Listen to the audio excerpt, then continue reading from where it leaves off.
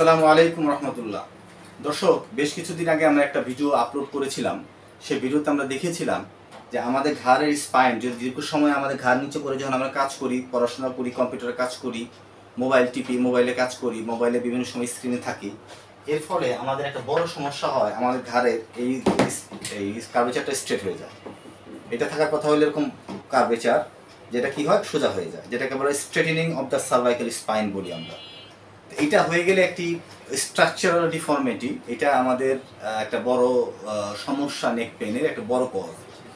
যদিও মাসকুলার ডিসফাংশনের জন্য এটা হয়, কিন্তু শেষ পর্যন্ত কি স্ট্রাকচারটাও কিন্তু অ্যাবনর্মাল হয়। তো আমরা অনেকগুলো ব্যায়াম দেখিয়েছিলাম, তার মধ্যে একটা কথা বলেছিলাম যে আমাদের যেই ডিপ নেক ফ্লেক্সর মাসেলটা টাইট হয়ে যায়। টাইটের কারণে এটা কি হয়, যেটা এরকম ছিল স্ট্রাকচারটা, সেটা এরকম হয়ে যায়, সোজা হয়ে যায়।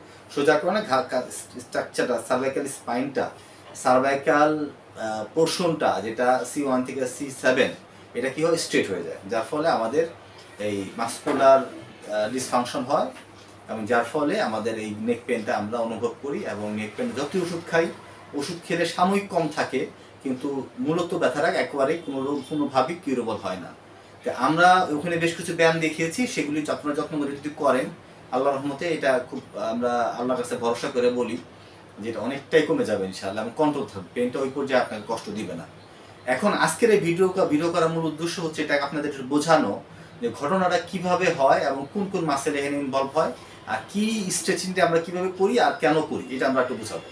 আসলে বেসিক্যালি আমরা বোঝাতে চাইছিলাম যে এখানে অনেকগুলো মাসেল আছে, যে মাসেলগুলো আমরা বলতেছিলাম rectus capitis lateralis, rectus capitis anterior, rectus capitis lateralis যেটা বললাম, তার লঙ্গাস ক্যাপিটিস এবং লঙ্গাস কলাই।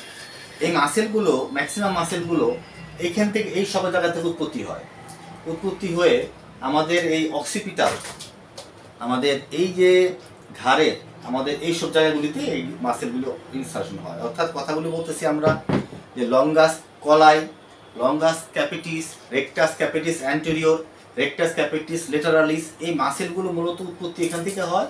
এখান থেকে দুই পাশে উৎপত্তি হয়ে এই মাসেলগুলো লাগে কোথায়, এই অক্সিপিটাল বেজে, এই অক্সিপিটাল, এই আমাদের যে অক্সিপুটের এই বেজে, এই জায়গাগুলিতে এটাতে লাগে। এখন যখন আমরা এটা যখন এরকম করে কাজ করি, তখন আমাদের হয় কি, এই মাসেলটা টাইট হয়ে যায়, শর্টিং হয়ে যায়। তো শর্টেনিং হইলেই আমাদের ঘাটটা আস্তে আস্তে আলটিমেটলি ঘাটটা তো এরকম থাকতো, এরকম কার্ভেচার থাকতো, কিন্তু এটা যখন আমি এরকম করে থাকি, অনেক সময় কাজ করি, তখন কি হয়, এটা স্ট্রেট হয়ে যায়, লম্বা একদম স্ট্রেট হয়ে যায়, যার ফলে আমাদের পেনটা হয়। আমরা এখন এই মাসেলগুলো আমরা স্ট্রেচ করব, কিভাবে স্ট্রেচ করবো সেটা আমরা দেখাবো। এখন আমরা তো একটু আগে বললামই যে আমরা এইভাবে আমাদের মাসেলগুলো অ্যারেঞ্জ তো আমরা দেখালাম। এখন আমরা বলতে চাচ্ছি, যদি আমরা এইখানে এই পাশটা যদি আমরা এরকম করে ধরি, মাসেলটা এরকম করে টান দিই, এই স্কিনটাকে আমি টান দিয়ে আর নিচে দিয়ে ধরে রাখবো, ধরে রেখে আমি কি করবো, হাতটা যদি এরকম করে করি, 1 2 3 4 5 6, তাহলে এক পাশ হলো। যদি দুই পাশ করতে চাই, তাহলে আমি দুই পাশটাকে আমরা কি করবো, আমি দুই পাশে এরকম ধরে আমি নিচে টান দিব, এরকম প্রথমে গা নিচে রাখবো, তারপর দুই হাত ধরে আমি এই জায়গার মাসেল ধরে, স্কিন ধরে নিচে দিকে চাপ দিব, দুই হাতের নিচে দিকে চাপ দিব, চাপ দিয়ে আমি ঘাটটা যদি করি, স্ট্রেচ করি এরকম 1 2 3 4 5 6, তাহলে ওই যে মাসেলগুলো যেগুলো বললাম, longus colli, longus capitis, rectus capitis anterior, rectus capitis lateralis, মাসেলগুলো স্ট্রেচ হবে। এবং এই যে মূলত ঘাটটা যে স্ট্রেট হয়ে গেছিলো, আস্তে আস্তে ধীরে ধীরে মাসেল যখন ছেড়ে দিবে, ওদিকে আমরা সাবঅক্সিপিটাল মাসেলকে আমরা স্ট্রেচ করবো, সেটা তো ওখানে দেখানো আছে ভিডিওতে। তাহলে আমাদের ঘাটটা কী হবে, আমাদের আবার বাঁকা হবে। অর্থাৎ আমরা আরেকবার একটু রিপিট করতেছি, যেটা এরকম থাকা নর্মাল, সেটা এরকম না থেকে এটা কী হয়েছে, সোজা হয়ে গেছে।